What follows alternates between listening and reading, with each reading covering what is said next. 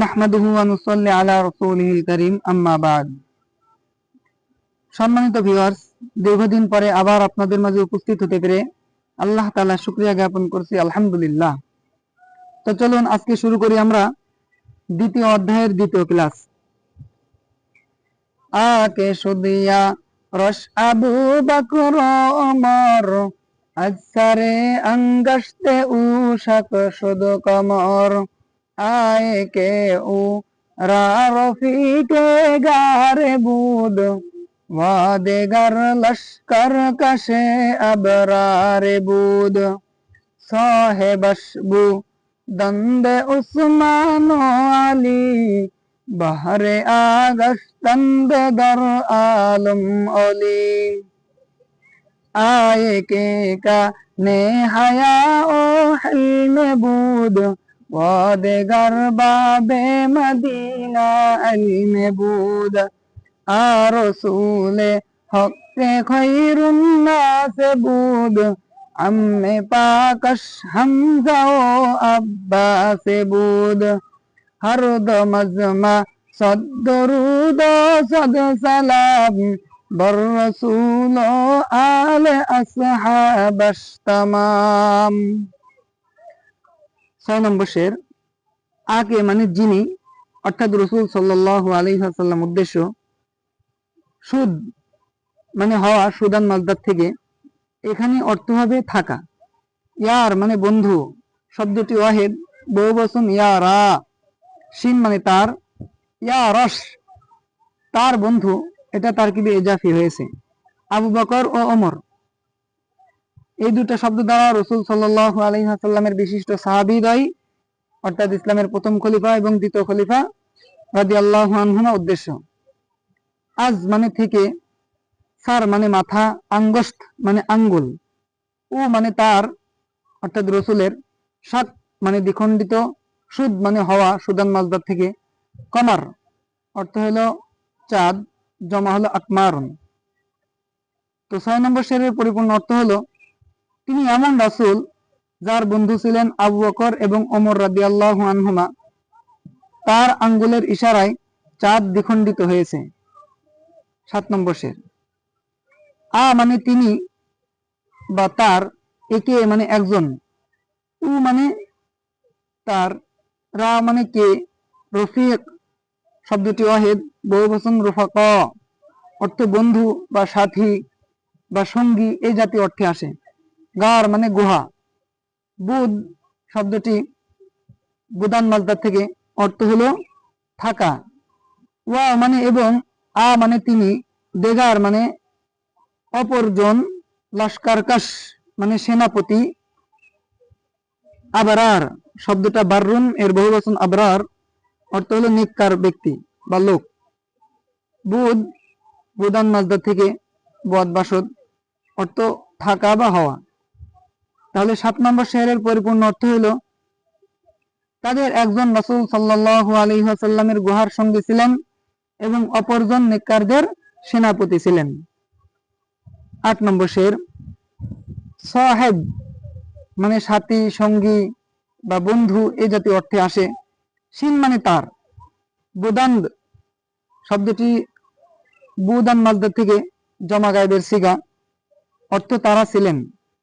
উসমান ও আলী, এই দুইটা শব্দ দ্বারা উদ্দেশ্য হলো রাসূল সাল্লাল্লাহু আলাইহি ওয়াসাল্লামের অপর দুইটা বিশিষ্ট সাহাবী, অর্থাৎ ইসলামের তৃতীয় খলিফা এবং চতুর্থ খলিফা রাদিয়াল্লাহু আনহুমা উদ্দেশ্য। বাহারে আ মানে এই কারণে, গাশতান্দ শব্দটি জমা গায়েবের সিগা, ইসবাত ফিলে মাজি মুতলাক মারুফ, গাশতান মাজদার থেকে, অর্থ তারা হলো। দর মানে মধ্যে, আলম মানে পৃথিবী, অলি মানে অলি বা সর্দার, এই জাতীয় অর্থে আসে। তাহলে 8 নম্বর শেরের পরিপূর্ণ অর্থ হলো, তার বন্ধু ছিলেন হযরত ওসমান ও আলী রাদিয়াল্লাহু আনহুমা, এই কারণে তারা পৃথিবীতে সর্দার হয়েছেন। 9 নম্বর শের। আ একে অর্থাৎ রাসূল সাল্লাল্লাহু আলাইহি সাল্লামের প্রিয় সাহাবীদের একজন উদ্দেশ্য। কান অর্থ খনি, হায়া মানে লজ্জা, ওয়া মানে এবং, হেলম শব্দের অর্থ হলো নম্রতা, ভদ্রতা, সহনশীলতা, এই জাতীয় অর্থে আসে। বোদান মাসদার থেকে বোধ অর্থ হলো হওয়া বা থাকা। ও দিগার এর অর্থ হলো একসাথে অপরজন। বাব মানে ফটক বা দরজা, মাদিনা মানে শহর, এলম অর্থ হলো এলেমের, বুদ বুদান মাসদার থেকে অর্থ হলো হওয়া বা থাকা। তাহলে 9 নম্বর শেরের পরিপূর্ণ অর্থ হলো তাদের একজন লজ্জা এবং নম্রতার খনি ছিলেন, অপরজন এলমের শহরের ফটক ছিলেন। 10 নম্বর শের মানে তিনি, রসুল মানে রসুল সাল্লাল্লাহু আলাইহি সাল্লাম, রসুল এর অর্থ হলো এমন রসুল, হক মানে সত্য বা বাস্তব, কে মানে যে, খয়রুন মানে শ্রেষ্ঠ বা উত্তম, ভালো, এই জাতীয় অর্থে আসে। আর নাস মানে মানুষ। বুদ শব্দটি বুদান মাসদার থেকে অর্থ হওয়া, থাকা। আম্মে পাকাশ, আম্মুন মানে চাচা, পাক মানে পবিত্র, সিন মানে তার।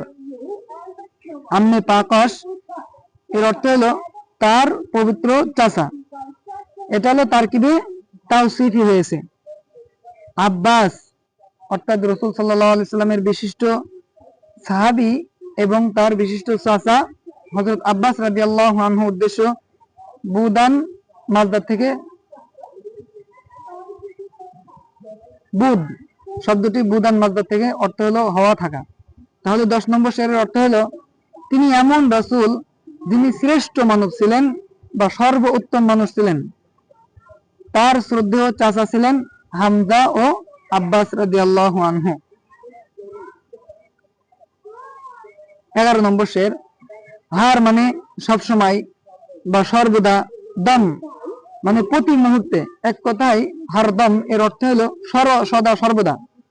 আজ মানে থেকে, মা মানে আমাদের, সাদ মানে শত, দরুদ অর্থ হলো রহমত, শান্তি, দরুদ, ওয়া মানে এবং, সদ সালাম, এবং সদ শব্দের অর্থ শত সহস্র, সালাম অর্থ হলো শান্তি।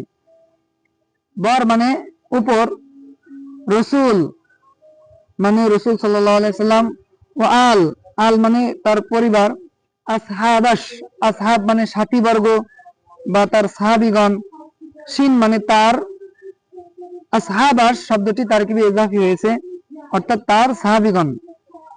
তামাম মানে সমগ্র বা সকল। তাহলে 11 নম্বর শেরের পরিপূর্ণ অর্থ হলো আমাদের পক্ষ থেকে শত দরুদ ও শত সালাম বর্ষিত হোক রাসূল সাল্লাল্লাহু আলাইহি ওয়াসাল্লাম ও তার সকল পরিবার পরিজনের উপরে। আজকে এ পর্যন্তই। শেষ পর্যন্ত থাকার জন্য আপনাকে অশেষ ধন্যবাদ, এবং চ্যানেলটি সাবস্ক্রাইব করে না থাকলে এখনই সাবস্ক্রাইব করে পাশে থাকবেন, এবং দোয়া চাই আপনাদের সকলের। আমিন।